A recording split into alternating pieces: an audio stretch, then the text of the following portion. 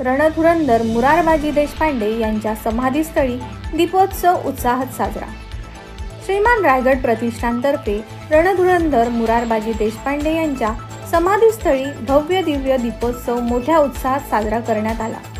या दीपोत्सवात सुमारे 360 दिव्यांच्या प्रकाशात समाधीस्थळ उजळून निघाले होते।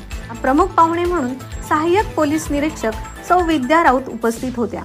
त्यांनी महिला व बालकांची सुरक्षा तसेच सायबर क्राईम या विषयावर जनजागृतीपर प्रबोधन केले। यावेळी रायगड भूषण पुरस्कार प्राप्त शिवशंभू व्याख्याते माननीय श्री प्रतीकजी कालगुडे यांनी प्रभावी शिवव्याख्यानातून उपस्थितांमध्ये शिवप्रेरणेची ज्योत पेटवली।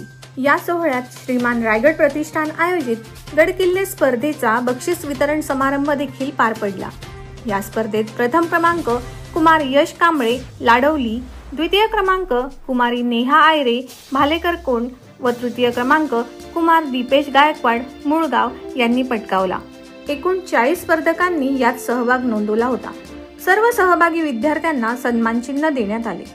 पंचक्रोशीतील सुमारे 250 ते 300 शिवभक्तांच्या उपस्थितीत पार पडलेल्या या दीपोत्सव सोहळ्याचे आयोजन श्रीमान रायगड प्रतिष्ठानचे अध्यक्ष श्री सचिनजी महाडिक तसेच संस्थेचे पदाधिकारी व सदस्य यांच्या मार्गदर्शनाखाली करण्यात आले। हा दीपोत्सव कार्यक्रम मुरारबाजी देशपांडे यांच्या शौर्याला अभिवादन करण्यासोबतच सर्व शिवप्रेमींसाठी प्रेरणादायी ठरला।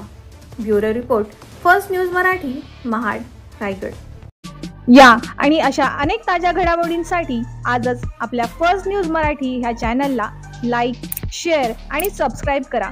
तसेच बेल आयकॉनवर क्लिक करा।